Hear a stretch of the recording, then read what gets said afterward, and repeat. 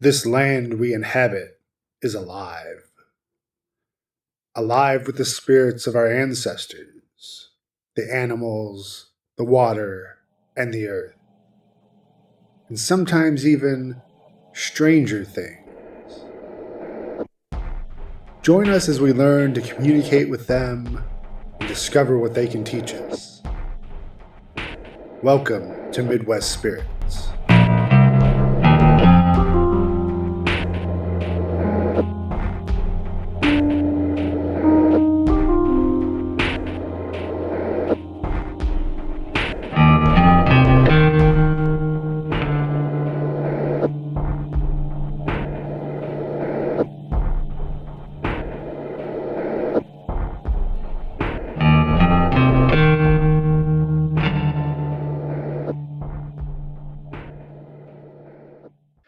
Hey, folks, this is James, and welcome back to the Midwest Spirits podcast. And we are so happy to have the entire crew here for our second episode. We're going to go ahead and let Marty and Cambria introduce themselves. See who wants to go first. Who will unmute sooner? It might be Yeah. me. So, hey, I am Marty. What do you want us to say about ourselves? I'm a local artist. Yeah. And how did you get into this paranormal stuff? Oh, geez. Long story, I guess. But I don't know. I've always had an interest in the weird and the, big fantasy kid. Definitely a weird kid. And that just kind of kept going as I was an adult. So I've been around a few different paranormal, magic-y spaces, learning stuff here and there. And so, yeah, when you said I have a ghost hunting team, I was like, oh, excellent. I would love to hunt some ghosts and other things.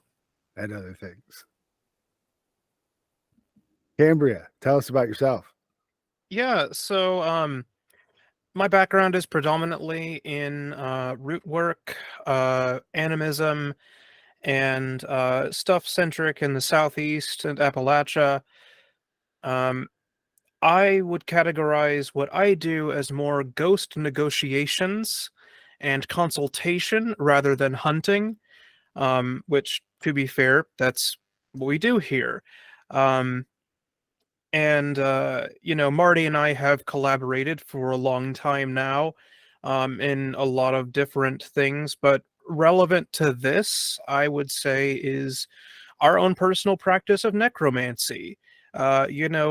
Communing with entities like the small g gods of the land, the spirits that have clung to things, and looking at the residual scars that create what we call hauntings, because ultimately my belief is that that is trauma that the land remembers even if people do not. I like that perspective. I like a lot of that perspective. And Appalachia, to anyone who's been there, I've visited a few times. It's just got a feeling. It's just got a vibe. I don't even like the word vibe, but it's accurate. It's just something about it that's haunted, like you said. So before we get cruising into tonight's subject, I have some announcements, things I want people to know about. First off, like right before we did the first podcast, we went to the Benton County Library in Fowler, Indiana, as a part of our investigation of the Fowler Theater there. We did a spirit box session at the library, and that video is up on our YouTube. I think it's great, probably one of our best. And then just this last Saturday, we did a UFO summoning with a multi-channeler spirit box session. And to just explain a little about that, people should go watch the video, but we got ourselves a 4-channel headphone amplifier. So we plugged 3 headphones into it. We had 3 different people listening to the same spirit box. It was definitely interesting. I've watched it a couple of times myself now. Places we're going to be at Hannah House Paranormal Day celebration. That's here in Indianapolis. They do that every year. That's going to be August 12th. And then, of course, we're planning on being at the Freak Out at the Fowler on October 7th in Fowler, Indiana. Me personally, I'm going to be at Toad Fest. That's a outdoor alternative festival. That's at Our Haven in French Lick, Indiana. And that one is June, I want to say 9th and 10th, 10th and 11th. It's the second weekend in June. And then also I'm going to be at the Starwood Festival. That's the Wisteria Campground in Pomeroy, Ohio, July 11th to the 17th. And that's a lot of fun because it's only 20 minutes from Point Pleasant. And both of those festivals, I'll be doing presentations on paranormal and the occult. Mary and I will also be at Gen Con this year. If anyone's interested in that, hook it up with us there. But Nora, you gave us the subject for tonight's podcast, and go ahead and tell us what it is. So in paranormal investigation, when I say that, I mean, like, this might come off condescending, stereotypical paranormal investigation. There are a short list of haunting varieties. It's meant to be kind of like a Spark Notes thing for ghost hunters to try and figure out what type of haunting they are investigating or experiencing based on certain phenomena that occur. So just to kind of quickly go over that short list, I can just go over their names and then I can talk briefly about each one. Okay. There's traditional hauntings, residual hauntings, poltergeist-like activity, portal hauntings, demonic hauntings, and haunted objects. So this is just kind of the short list of things that your average paranormal investigator might encounter in a haunting scenario. So traditional hauntings are the most widely known type of haunting, involving the spirit or personality of a dead person who remains behind at a location after death. Residual hauntings are also one of the most typical or the most common types of hauntings, when energy from past events leaves an impression on a place as a type of recording that repeats itself over and over. Poltergeist-like activity, a haunting caused by energy generated by a living person, resulting in electrical activity and displacement of objects at a location. Portal hauntings, a controversial type of haunting that can involve thin spots or entrances from this world to the next. Would that be what Keel called a flap? Sure, we can call it a flap haunting. Okay, flap haunting. Let's call it that. Also often associated with magnetic areas and violent hauntings. Demonic hauntings, another controversial type of haunting involving something more dangerous and more frightening than ghosts. The definition of what a demon is widely varies, but can refer to non-human, malevolent spirits that prey on families and locations. And then haunted objects, possessed possessions, items to which a ghost or spirit, and negative spirits. It says ghosts or negative spirits. Why does it have to be negative? Can't something positive haunt an object? I know. Where basically a spirit becomes attached to an object. Okay.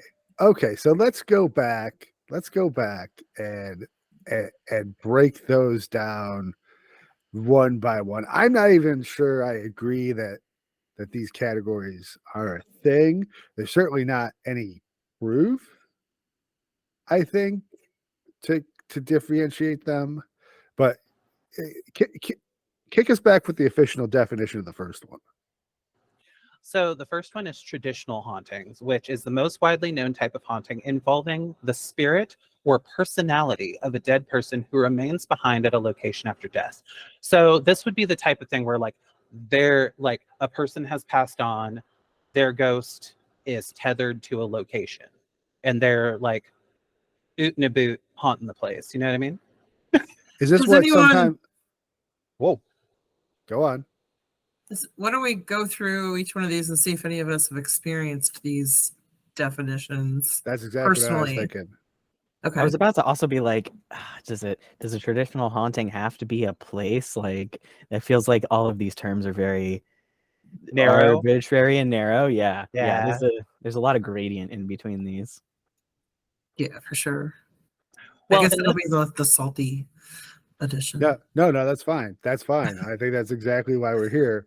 I think Right. I've also heard this referred to as an intelligent haunting. yes. So this Okay. would be like I die, and then I'm No. just so full of spite and rage that like my ghost just decides she's gonna hang out and cause problems, which is very on brand for me, by the way. But Please haunt me if you Okay. died before I did. Okay. So has anyone here raise your hand Raise if your hand. you believe that you encountered a spirit of a let's stick with dead person. Let's stick with dead person for now. That was communicating in a meaningful way. I am raising my hand, but you can't see it. I know. Sorry, I should have used something else. Cambria, tell us about your experience. I mean, honestly, there have been a number of experiences. More specifically, they have been in instances where there was intention. There was intention laid out. There was a two-way street that was established for communication. There were appropriate offerings made to the spirit or entity that we intended to contact. Honestly, if somebody else wanted to go first, I have a problem coming up with just one that I think would be worth your time. Well, here's a question. Did any of them happen when you didn't ask for them, when you didn't evoke them? I mean, that's definitely happened. I think Marty can speak to a few instances, for example, when we've used a talking board or a pendulum. For example, with friends of ours attempting to contact someone. Yeah, and I mean that kind of stuff is the like explicitly asking type, right? But we've also, I think, experienced the fleeting, like, intelligent haunting in locations that we've been in. Like our old house used to have what I would probably classify as a small intelligent haunting, where we had an actual like full figure apparition that could be seen throughout the house by different people at different times, mostly like at night or when like we were thought to be out of the house. Like, so that's why I say intelligent haunting. Like, it was aware there was a bit of that two-way street going on. All right. Mm-hmm. So, Mary, you have raised your hand, and Oh, you have yeah. said in the past that you may not believe that the spirits of the dead haunt us, but tell us Well, what you're thinking. For the most part, I have a hard time believing that the dead communicate with us, dead humans. But this year I had what I can only describe as a vision. And, most people are going to chalk this up to dream. But it was a stormy night. And I remember waking up and looking at our doorway. I was in bed, and my dad was standing there, and he was in a coat that he never owned in his lifetime. He was wet, like he had been walking outside in the rain. And he looked at me and he said directly, "Mary, are you okay?" And then I woke up out of this vision. I couldn't move. And then James, who was up, looked at me and he's like, "Are you okay? Because you were just talking to somebody." Uh-huh. And then our dog started acting bizarre. And that was probably one of the more intense because I could smell him, I could hear him. It was his voice. It was just a very bizarre experience. And it was right before we had our Year of the Rabbit celebration. And in that, I learned that my father was a rabbit. I did not know that because, he didn't really think much about Chinese New Year constellations or astrology in general. But that was a moving experience. So it kind of swayed me a little to the dead can communicate with us. Well, I'm going to say for the record that I have never encountered a spirit when I wasn't asking for it. I was asking for it. I asked for it quite frequently, to tell you the truth. So yeah, I've never encountered a ghost outside my, space that I didn't call for. They sometimes do things I don't ask them to do, but I call for them. I want them to stop by. And there's been times where I've suspected that I'm speaking with the spirit of a dead person, but I have no way of really qualifying that. Canberra, you wanted to follow up on that? Yeah, honestly, I wanted to speak briefly to a few different, I guess, traditional interpretations. Now, this may not necessarily be strictly unique to the environment I grew up in, but it is a very common phenomenon enough that, people who do end of life care for the elderly or those who are terminally ill, um, they recognize it as just a thing. So when someone is preceded in death by a loved one, for example, most commonly it is an elderly widower or a widow, and if they are approaching their final days, their final hours, and their spouse preceded them, there are occurrences that have been recorded, numerous ones, in which the soon to be deceased believes that they have witnessed their loved one coming to get them, pretty much as the psychopomp that has been assigned to that person, someone that they would have known, someone that they were comfortable with, whether or not that is actually the shade or personality or presence of the deceased spouse is up to interpretation.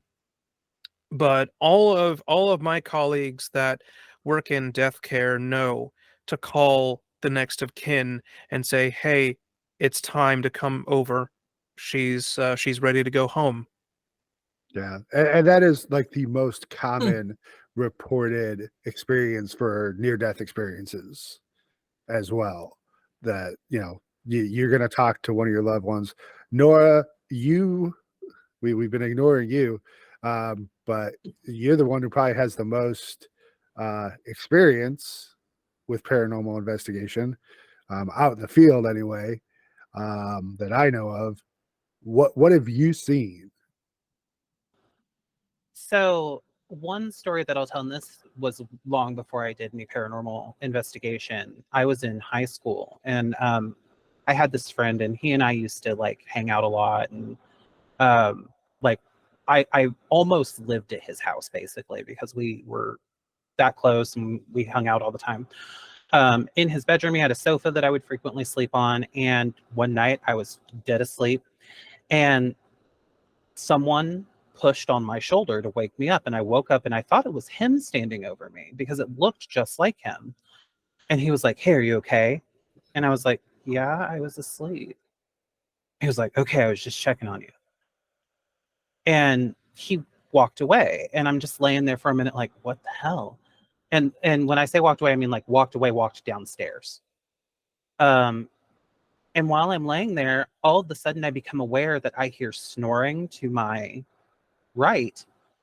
And I'm like, what? And I get up and my friend is in bed asleep. So that's a fucking doppelganger. I told him later what happened. And he's like, you said they look just like me. And I said, yeah. And he pulled out a photo album and showed me a picture of his grandfather when he was young. And they are identical. Oh, wow. Ooh. Okay. So, I mean, there was even a physical aspect to that for me. Now, with paranormal investigation, I've had a couple instances. I think the most palpable one that I can think of is my group was going on like a little around Indiana tour of various spots that are allegedly haunted, and one of those places is Okefenokee National Park.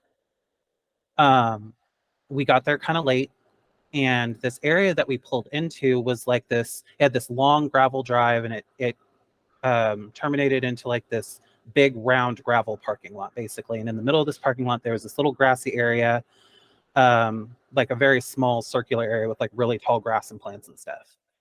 So we had wanted to go into the woods, but it had rained recently, so it was really like boggy in the forest and everything like that. And the roots in Okefenokee, the trees there are huge, so it's really easy to like get caught up in them. Part of the reason that we were there is because Okefenokee is famous for being haunted because allegedly Chicago mobsters would come and drop people that they'd offed in there. So we're walking around and investigating. And at one point in the night, we're like, everybody that I was with, we're all spread out across this circular parking lot, kind of investigating the tree line and stuff like that. And then out of nowhere, this group of 4 people on horseback is suddenly in the lot with us, like where the road would have come in, but none of us heard horses. Like, I understand that we were on gravel and that would probably muffle some of the sound of their hooves, but you would hear 4 horses on gravel. Yes. And Yeah. so they were over closer to another friend of mine who had her flashlight out. And one of the people on horseback said, hey, can you not point your flashlight at us? And she was like, oh, yeah, sure, sorry. And they were like, it's okay, have a good night, and rode off into the trees. With horses, that's interesting. And that it was pitch black outside. The ground on the inside of the forest was wet and murky and muddy. There are huge roots in there. And not to mention, I don't know if you've ever been to Okefenokee, but the tree line is pretty dense. Like, I don't know. In other words, you wouldn't take a horse in there. I wouldn't think so. I'm not a horse person, but like, I wouldn't think that you would want to take a horse in there. The weirdest thing about it, though, is the moment that they were in the tree line and the shadows consumed them, complete silence. No conversation from the people, no horsey noises, nothing. Hey Nora, quick question for clarity. Where did you say the swamp was? Because the name that you used sounds really similar to like the Okefenokee National like forest on the Florida-Georgia border. Or are you referring to something else? So here in Indiana, we have an Okefenokee National Park. I want to say it's a bit northish. I can't remember precisely where it is. But yeah, Okefenokee is a national park here. It's closer to Chicago. Yeah, it is. I've looked it up because Nora's told this story before. I'm like, where is that?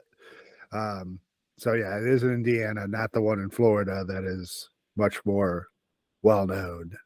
Yeah, like it's not necessarily swampy, but that day it was definitely like more swampy because it had recently rained.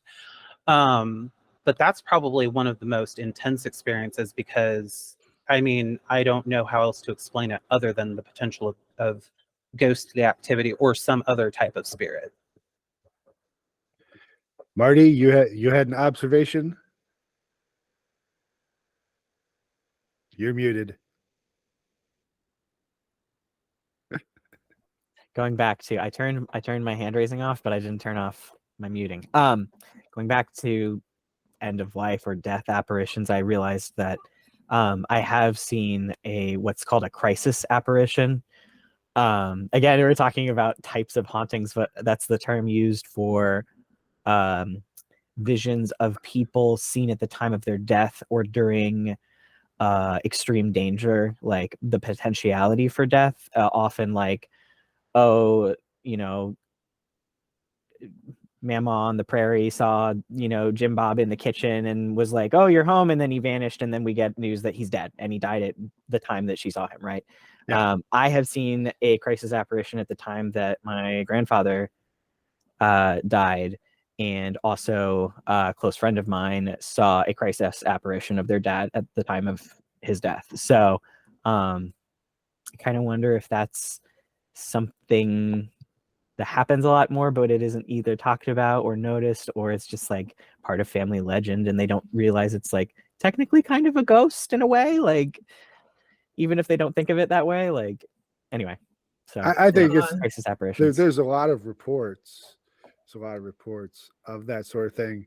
So going back to Nora and her story, and the thing that often gets me about paranormal investigation, at least, you know, and I always want to stress this. I always want to stress this, that you see it on TV, what you see on TV and on YouTube to an extent.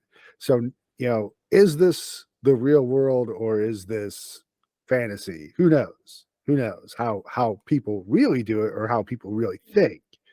But to me, it's like, so those apparitions that Nora saw, why would I assume that they're human or were human at any point? You know what I mean? Yeah, absolutely. Like, and some people will probably be like, okay, but my first inclination when I see stuff like that is not to think, oh, these are the ghosts of humans. My first inclination is, are these things potentially of the Fey realm or some sort of woodland spirit, something like that? That's my first thought process. Yeah, that story definitely connects to that sort of legend, I think, more than spirits of the dead. Yeah, I mean, you're much more likely to encounter what is known as a genus loci, you know, the spirit of a place, than you are to encounter something which, by all definition, should no longer be on this plane of existence. But then again, you also get the people that will ardently claim, oh, these are demons that are putting on the guise of a human soul to entrap you, which I think is just a very colonial Catholic mindset to begin with. Yeah, I was gonna say it's like literally like a specific form of like Christian thought to believe that all perceived spirits of deceased loved ones are just demons in disguise. So it's like it's interesting how pervasive that idea is, or even like connections of fair folk or mound dwellers or little people with the dead, like, and the dead going to be with them and that kind of deal. There's all sorts of history there. I mean, there's a reason why my background is Moundville, Alabama. And Wow. and one thing I will say about that particular experience is at no point in time did it feel like the people that came in were like malicious at all. There was no ill intent or anything like that. Like they were just like, hey, please don't shine your light in our eyes. Bye. Like, Yeah, and the other one for you was, are you okay? yeah, with the potentially with potential grandpa ghost. Right. And I mean, maybe I was fitfully sleeping or something like that. I don't know. But like the spirits that I have encountered in in the time that I've been any kind of paranormal investigator, I've encountered very few that were what I would consider to be hostile. Okay, for our audio listeners Yeah. and for our own edification, I'm sorry, my who is cat the just cat who is photobombed. photobombing you there? This is Selma. She's my little familiar. She's my little tricolor cat, and she's being very. She saw her own tail on the screen and decided to capture it, and then sniffed at everything. So enjoy the free cat bomb. All Oh, right. here she is All again. right. Cool. We can So- use the mascots. Yeah, So something I'm going to probably point out in every podcast is, the ancient Egyptians, who I think had a very complex and robust mythology and beliefs on death, probably as complicated, more complicated than just about every culture. Well, depending on where you were and when you were in ancient Egypt, they believed that there was between 3 and 7 different parts of the human soul. So which part are you looking at? Which part are you talking to? And not only that, if you step back, okay, and really think about it, and you look at our physical bodies and how complex they are, and all these interconnected systems and all these different organs and all these different things that go into a human body, and not to mention the fact that a large part of our physical bodies aren't us, they're microorganisms that live in us. What makes us believe that the human soul or our mystical essence, whatever you want to call it, is any less complicated than that? You know what I mean? It's like this could be hugely complicated, and we're just scratching the surface. I feel So like I have some spicy thoughts on that maybe get into like really, really bad understanding of quantum physics. So I'm not going to subject people to that. So that, yeah, I don't understand it myself. But yeah, I was literally about to be like, oh man, what if one of the like 7 souls is just like the collective soul of the microorganisms that were in your physical body? Like that would be a fascinating, like imagine the Power Rangers gang of our diverse souls of different things going on, like the soul of all of the lice that lived on you, like all of, yeah. Who knows? Who knows? So what's our second one, Nora? Throw that at us. So our second haunting is residual hauntings. The most common type of haunting, when energy from past events leaves an impression on a place as a type of recording that repeats itself over and over again. I don't buy that one very much, but I don't know. Convince me. I mean, this is the kind of haunting that people talk about where it's like, oh, there's this lady in white who's always seen walking up and down the stairs. It definitely falls into that category, I would feel. I don't know that I've ever experienced this kind of haunting, to be completely honest. It seems very much like a human thought construct to me. Maybe it exists, but I just feel like James just said that any spirit or soul or whatever we want to call whatever it is way more complex than just throwing themselves up to be like forever in this up and down the stairs thing, as Nora's example.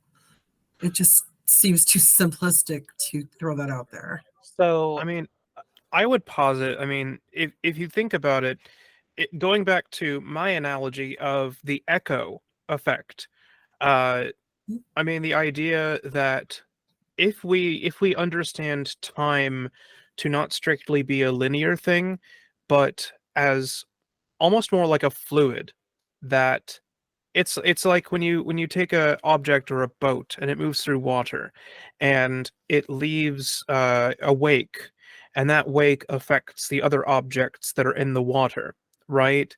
You you leave a snapshot of something that may have been there, but it is not the thing itself.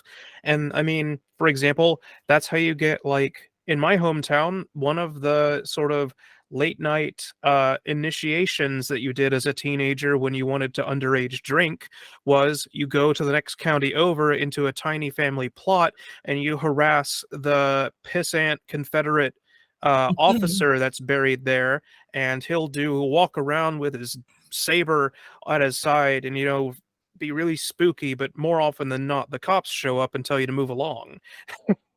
But it's definitely more of a human creation, I think. Yeah, and to me, it'd be almost impossible to determine if that's what it is. I mean, maybe it just doesn't want to talk to you today. Right. Well, and You know, the thing about the concept of the residual haunting is it doesn't even necessarily require anything to be dead. You know, something about us as occultists and witches is that, you know, we give off energy.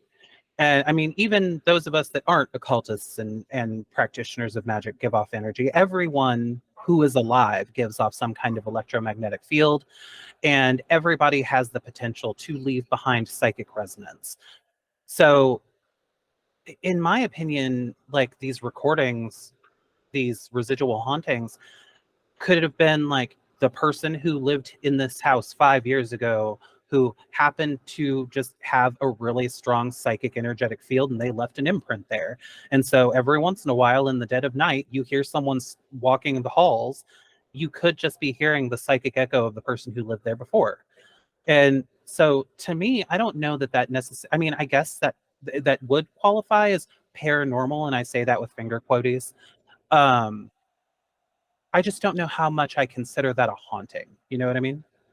the only thing I would say that gives credence to this idea is the prevalence of battlefield hauntings, people experiencing a battle in a place where a battle that had happened. And it seems, and of course, once again, just throwing it out there, that it makes more sense that this is some kind of representation of the trauma that was inflicted in this area, and not necessarily all these ghosts coming back to reenact this thing. That doesn't make much sense, right?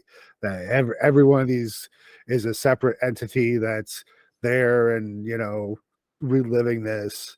So there's just a lot of stories of battlefield hauntings, and it would make sense that it was something like that. It's a trauma inflicted on the land. I was also going to say that maybe I think famous battlefield hauntings in particular also lend credence to that idea of it's a product of the living, like maybe people who survived battles and fixated upon that, or people who had to like clean battlefields. Like again, that is part of the trauma, right? Like, but then I'm reminded of how like whenever they do investigations into like kind of tropey hauntings, right? Like Lady in White or like Boy in Blue, or they're like, there's no record of it happening, but people seem so sure that it is happening. And maybe it really is just like we invented it and made it happen because we just wanted to believe it so hard. And we all fell into the trap and made it real. Like, who knows? It sure seems that way sometimes. So we're not completely discounting this, but it's not really that important. What's next on the list? So next on the list is poltergeist-like activity, a haunting caused by energy generated by a living person, resulting in electrical activity and displacement of objects at a location. So, Oh. like when people talk about like shit flying around a house, or excuse me, am I allowed to curse on this podcast? You are. Stuff flying around the house. As long as you don't and- do it in like the first minute and a half. right. Weird Or YouTube rules. or like lights coming on and off in a room, or like it's that weird electrical disturbances, stuff becoming displaced. But usually it has a connection to a person living there. Usually it's attributed to teenage girls because they have heightened emotions, and it sounds all very misogynistic. Oh my goodness, you traumatize, you literally like lobotomize and traumatize any young girl that you have pathologized into believing that she is wrong, and there's a residual effect of that? Right. Wow, what a concept. I think largely what it has to do with is trauma. So people who have experienced large amounts of trauma give off higher wavelengths of something or other, and it causes something to happen. Marty? Oh, go for it, Marianne. No. I'm just wondering how it's ever quantified. Like, how do you know Nora at age 14 or Cambria or me or at age 14 are doing this?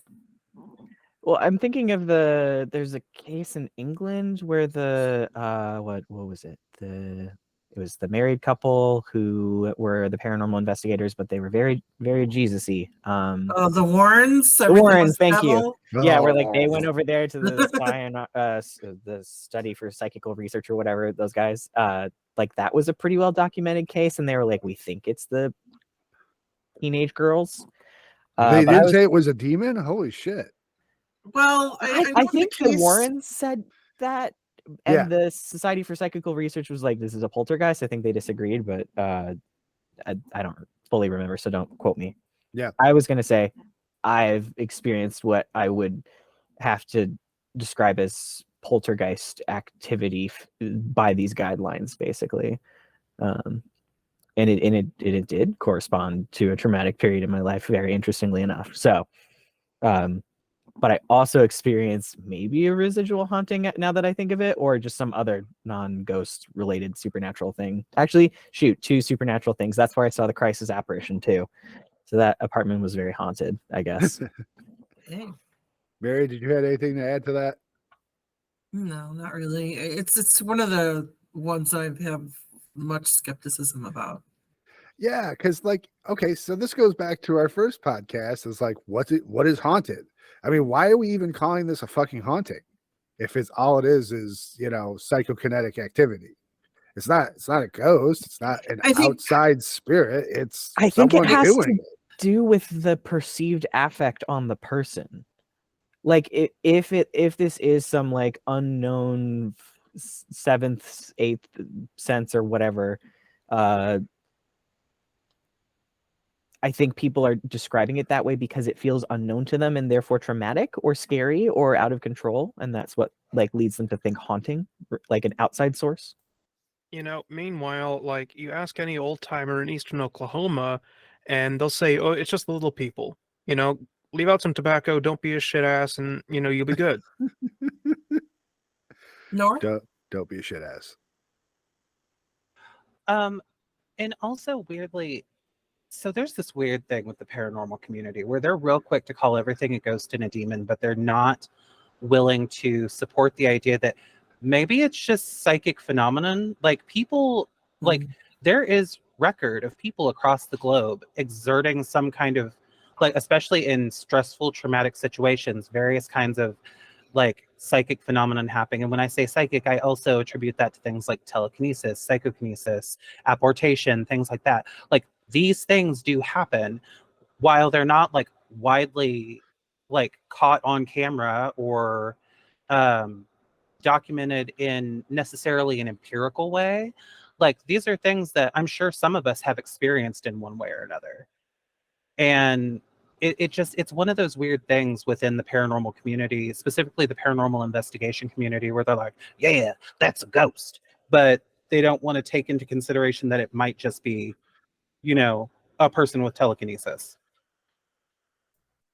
Yeah. Coming back to my poltergeist deal, the things that I had was CDs like in cases flying off the shelf at me from I don't know if you ever had those, but the kind of CD case that was like wood and it just had like a slot for each of the cases, the jewel cases, and like they get kind of stuck in there, right? Like they're kind of hard to wiggle out sometimes if it's just slightly malformed or whatever. And one of those flew out of there at speed right by my head one day when I was walking by it.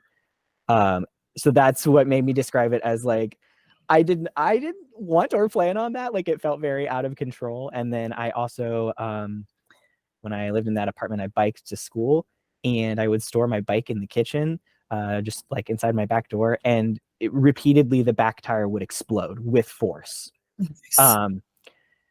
Like the first time it happened, my upstairs neighbor came and checked on me because he thought I got shot. Like it was Oh wow, yeah, that that's loud hard. and like sudden. Like it wasn't like, oh, my bike tire's flat. It was like my bike tire just exploded multiple times. So it was just like I was real depressed, not happy, and it just weird things kept happening like that. So that's how I describe it, kind of poltergeisty.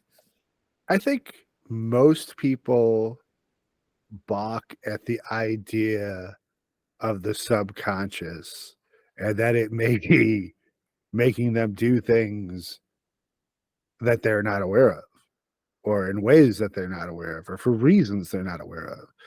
I work enough in, adjacent to psychiatry to realize, oh yeah, that's a thing. You're doing things all the time that you're not really aware of the reasons for. So yeah, and just I get that these people are thinking this is coming at them from an outside source because of shit like that's just flying at me. Why would I do that? But it also does seem like some kind of more psychic phenomena than an outside being. Nor? So I do have one story to tell about this kind of thing, actually, now that I think about it, because I'd forgotten about it. And this isn't something that I necessarily experienced. This is something that one of my high school classes experienced, being caused by me. So I used to take Japanese when I was in high school, and usually it was one of my first classes of the day. So usually, we had a minute before our teacher came in. And I had been sitting in the window reading a book at the time. And one of my friends came into class, and then this other girl came up to my friend and was being very threatening to her, like was going to beat her up right there on the spot. I'm very protective of the people that I love. So I got up from the window, and the quickest, course to get to anything is a straight line. So I decided to move the desks out of my way. To me, I perceived this as I moved them with my hands. Later on that day, I had like half of my class come up to me and ask how I did that. And I was like, what are you talking about? And they were like, you moved the desks without touching them. They just moved out of your way as you went to go stop the fight. And I was like, no, I just moved them with my hands. And they're like, no, you didn't. And like, I had like 8 different people tell me this during the day. And the girl that I was going after, who was attacking my friend, like, she never messed with it. I never cared about it again. Because when I got to her, she went white. Did you and seriously like Matilda her? I know, Hey, right? I don't know. I didn't perceive it. Everyone else in the class did. I literally just thought that I moved the desks with my hands, but everyone else said it looked like the desks were moving out of my way. I was going to go with Carrie, but Oh gosh, I wish. I was going to say Jean Grey, so nerds to all of us. Even better. All right, what's next? Well, one Okay. last thing on this particular subject. I think that the Discovery Plus friends, shout out to the Discovery Plus people. I think that there is this taboo that they have to throw everything into the category of science, because it's not science, people. So I'm going to use a Matt Groening term, science, because if you start going into the realm of telekinesis or teleportation, levitation, you start wandering into the magic realm, and that is, with very few exceptions, not mixy things on television. Yeah. All right, what's our next one? Our next category is portal haunting, or flap hauntings, as we called them earlier, a controversial type of haunting that can involve thin spots or entrances from this world to the next, often associated with magnetic areas and violent hauntings.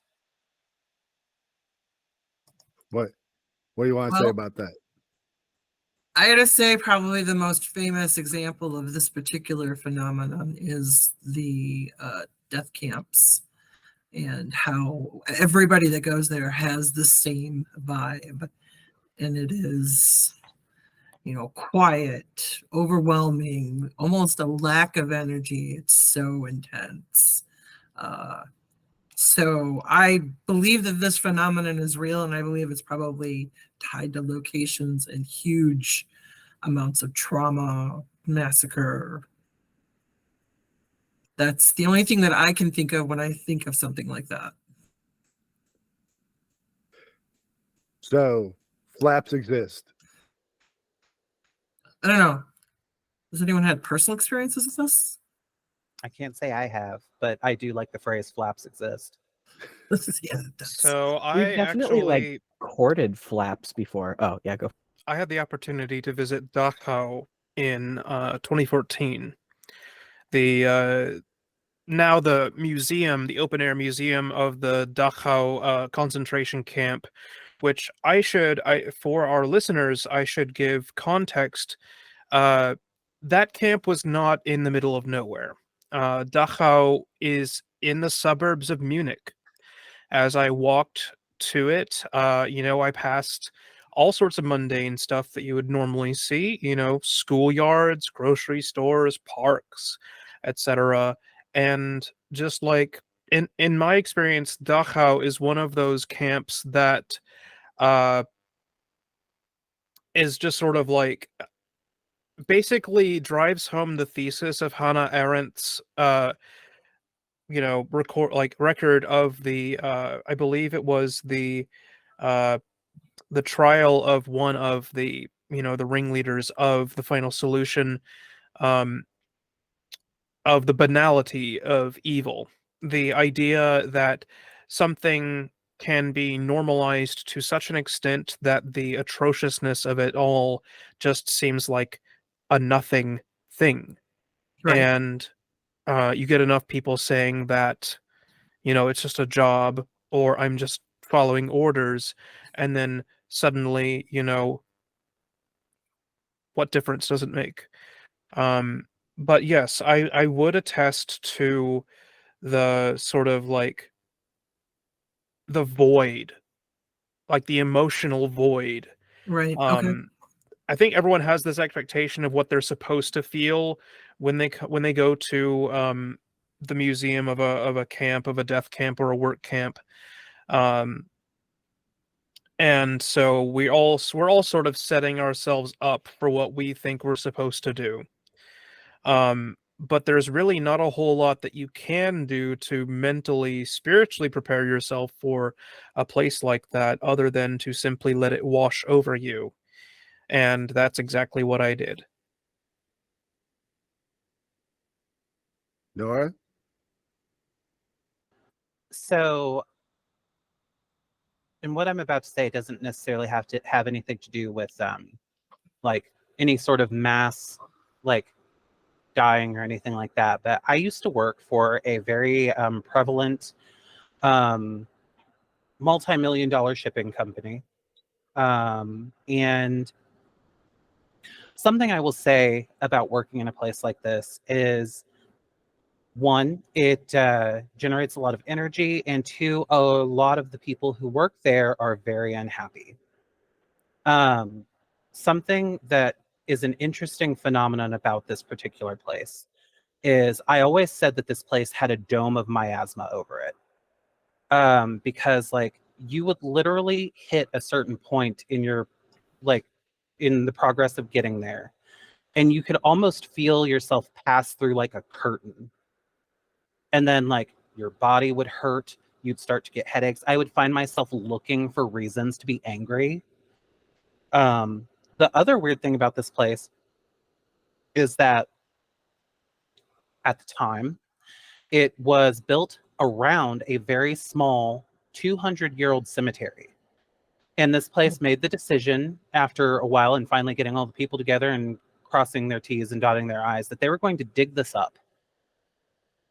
And very shortly thereafter, a lot of weird stuff started happening, including a fatality that happened on site that I witnessed.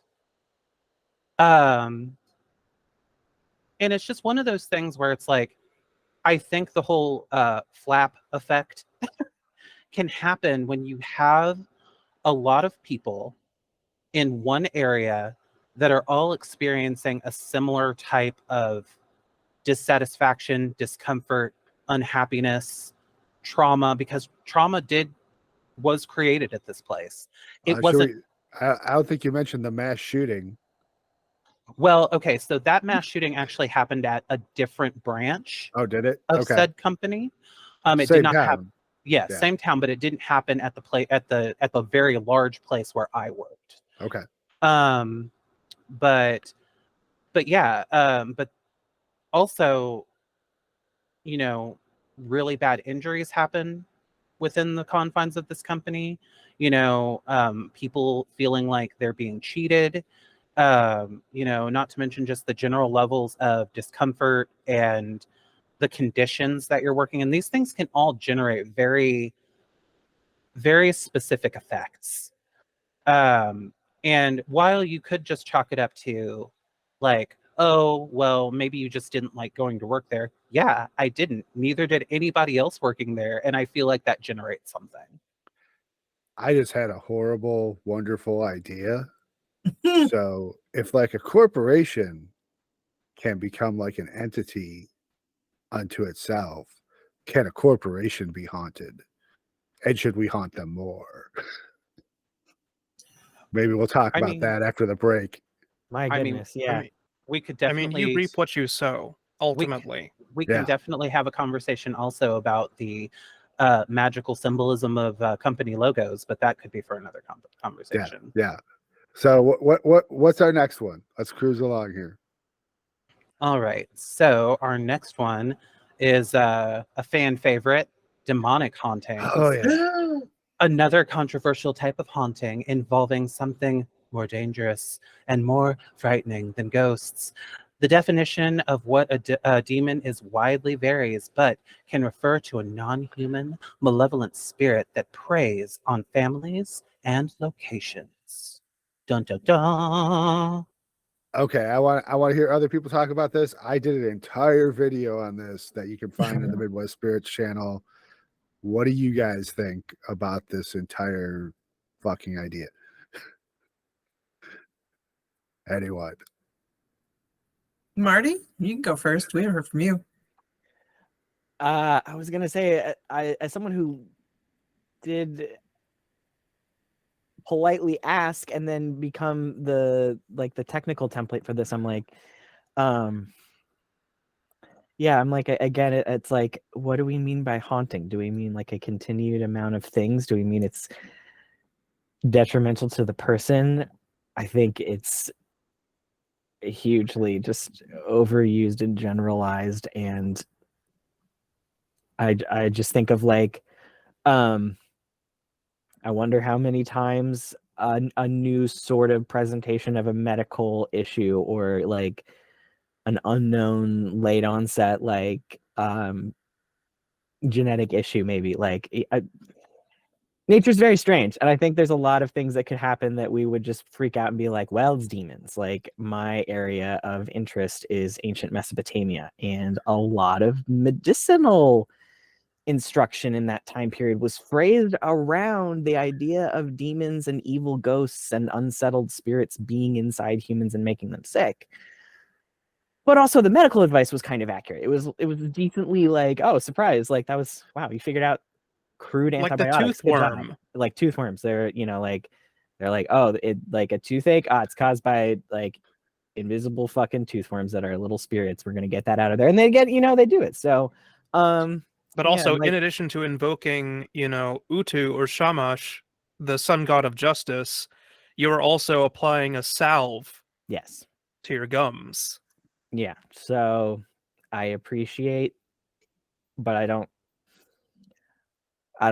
know if I trust like that nowadays people are like, oh, we try and go through medical and psychological potentialities first, like screening for that before moving to full-blown is a demon gonna exorcism, because I think that can just be very dangerous. Well, speaking from medically. Someone who has the background in ancient Egypt with the whole demon thing, not only is it pretty much same as the Mesopotamians, but also that you can use that demon to protect you from the disease. Oh yeah, sorry, like that's the deep cut. Like, I have Pazuzu on my shrine. Like, shout out to my boy Pazuzu. Like, shout out to Pazuzu. Sorry about the Exorcist. Like,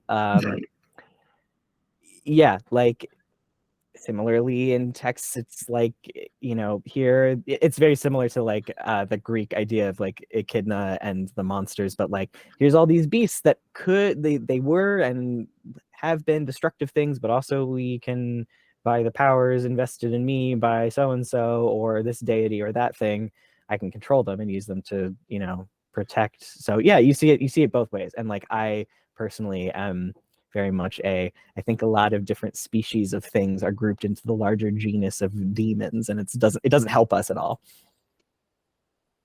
Nora? So, speaking of your boy Pazuzu, Pazuzu is frequently used in paranormal investigations as the scapegoat of demons. Like, usually when you are watching like any kind of paranormal investigation program, it's Just either why? it's either Satan or Pazuzu or Legion or something like that. And it's like, I've even watched some paranormal investigation shows where they're like, just saying the name Pazuzu will cause you to be haunted by demons. And it's like, what? Why? You know what's really funny? I actually inherited my Pazuzu statue. Okay, so there's two flavors of people who are really into Mesopotamian history on the internet. There's the materialists who are not interested in the woo, don't believe in it, tend to be atheists or Christians. Cool, fine. We can all play in the sandbox. It's cool. And then there's the kind of Mesopotamian Reconstructionist pagan flavor thing. And I actually inherited my Pazuzu statue from someone who is a dead set materialist. I do not believe in this. She's like, it kept falling off the shelf. I could not get it to stay on the shelf. I'm like, oh, interesting. It's cool that it's broken. I will pay you shipping and it hasn't fallen off the shelf since. Yes. So, It yeah, wanted anyway, to go. It wanted to go. Yeah. So It's because you give him love. yeah, and cool things. So yeah. But like, what a concept, like for example, with a dog, you treat them well, you feed them, they guard your livestock. You don't beat them, they don't become vicious. Yeah. It's like you gotta entertain your poltergeists, people. You have understimulated cats in a house full of china. It's like those jokes of like enrichment for haunted dolls. Like, yeah. Well, and I've talked about this before off of the podcast and everything like that. But in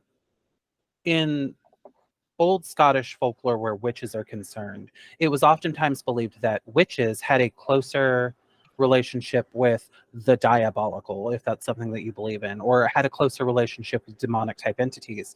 And I have often said that there is a reason that witches have experienced a different approach to the Goetia than, say, a magician does. Whereas a magician is demanding obeisance of the demon, the witch is creating a collaboration and approaching with respect instead of demand. And I really do think that's just true for any spirit, demon or otherwise. Even if demon is in your vocabulary, I have more of a background in Greek practices and things like that. And in Greek practices, there aren't demons. There's daemons, where the word comes from. They're spirits, but like malevolent spirits could have been anything, or it could just be gods on some shenanigans. Yeah, it could be an agathos daemon, like a good, helpful, or maybe tutelary, or it could be a kako daemon, which is just like chaos boy, like get out of here with that shenanigans.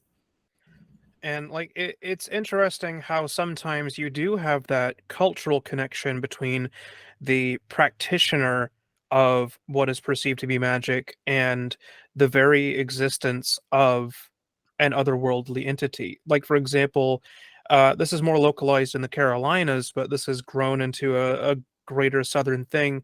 So the Gullah Geechee in particular have this concept of the boo hag. The idea of and this is in the same field as like the haint, the malevolent haunting that you must ward your house against. But like, the saying is, don't let the hag ride you. The idea of like someone who, and I might need some correcting on this, but like, in my own context, it's almost like a vampire.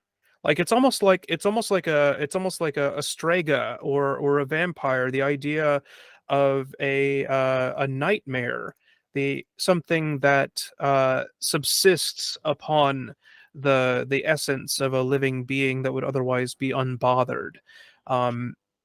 Typically from trauma, actually. Like these entities come from focus points of wounds in the world, not simply like malevolence for the sake of malevolence.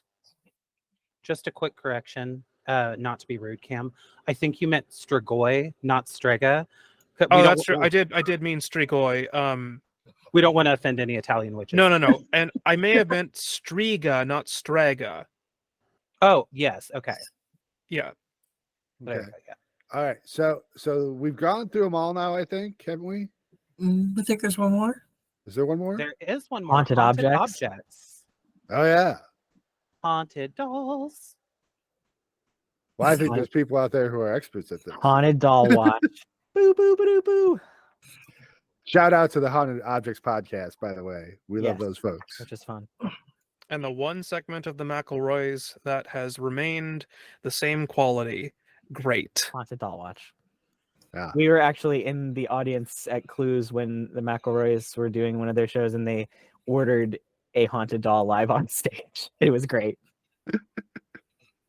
He was just on eBay and just bought a purported haunted doll live on stage. It was great. Has Oh, anyone eBay. experienced this personally though? Again, it like depends on what the quantifying of haunted is, because like again, I have asked for things to become haunted and they did, and so but also I'm a little cautious about buying random dolls or objects in antique stores, right? Because you're like, oh, there's a little bit of cooties Well, on that. I mean, Mhm. speaking from a recent experience in our family, when I got back from North Carolina to collect my brother's remains and his possessions. And this is something that you'll see in folks that are a bit more superstitious and go shopping in estate sales and such, right? Is also, heck, my mother's piano that now lives in our house. All of these objects, all these pieces of furniture, they lived on our porch for like a solid month before, like a few weeks before we brought them inside to let them air out, as it were, to lose the scent of the object that was in someone's life for so long, because the tradition is, you don't always want like hangers on of someone else's life. Yeah, that makes sense. That makes sense. All I can say is Well- that. Go ahead. Go ahead. No, go ahead.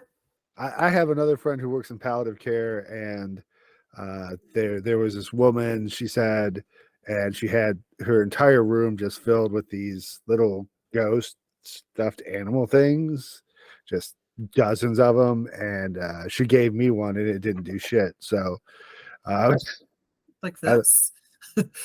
yeah, but it not yeah. Is that the Those- ghost you gave me? Yeah, that no. Yes. Yeah, It you- might have you- been the ghost I Oh, gave you. okay. Yeah, you gave me a Yeah. little ghost, and it lives on one of my shelves. And if it's haunted, it's sure quiet. Yeah. I come from an antiquing background. It was funny what you said, Cambria. I grew up with people, my parents, constantly going to estate sales and garage sales and flea markets. And we did flea markets and antique shows. And we constantly touched the belongings of the dead. Most of my clothes were from Goodwill or hand-me-downs. And it just never occurred to me or any of my family members to think on that in a negative way. And I think that does go back to what we've all said, and shout out to the Newkirks. They've said it's all in how you approach and treat the thing. A haunting always has this negative connotation, whereas, if you love it and squeeze it and, give it good vibes, a haunting can be very positive. It can give you things that, in Eastern traditions, they use, various types of statuary to bring luck. And we've moved that into Western traditions as well. But I don't know. I've just never experienced a negative haunting in all of my years of being around things from the dead. Yeah. So that's just my personal experience. Honestly, me neither. But then again, I never view a paranormal interaction as inherently negative. Right. Just because I'm willing to be open to experiences, and it's like a well-loved stuffed animal. The saying, "To be loved is to be changed," and to change other things with love is the best thing you can do, especially if it belonged to somebody and they loved it and they left their own echo on it. Okay. I think that's a good place to transition over, since we've gone through our list. And I think we've got some things in our extended cut section to be extra salty about. I know I do. So for those of you who are not Patreon subscribers, or you're not going to get that part of the conversation. This is where this ends for you. But if you subscribe, you'll get this, and you'll also get an extended cut of our last video with Marty doing a Gansfeld experiment, which is really fucking cool. Our first, you want to see me be a space pirate, well, not see me be a space pirate, but You did kind Gansfeld. of pull a Space Odyssey there, yeah. Like the We're- wormhole scene. Well, yeah. It's the first in a series that we're calling Gansfeld UFO Space Pirate. So it's a good time. Those of you who are not Patreon subscribers, this ends now. I'm sorry. Grow and learn with Midwest Spirits as we develop our own paranormal investigation team. Patreon subscribers will receive access to all our videos and podcasts ad-free, access to our private Discord server, watch our recorded online planning meetings for all investigations, special extended cuts of our occult experiments and documentaries, extended cut of the Midwest Spirits podcast, and bonus videos and other content. Help us make paranormal investigation more thoughtful and introspective, not just ghost hunting and jump scares. Join now until January 1st, 2024. Receive all benefits for just $5 per month. Don't miss your chance to be a part of a new and groundbreaking paranormal team. As always, thank you for joining us, and we'll see you next time.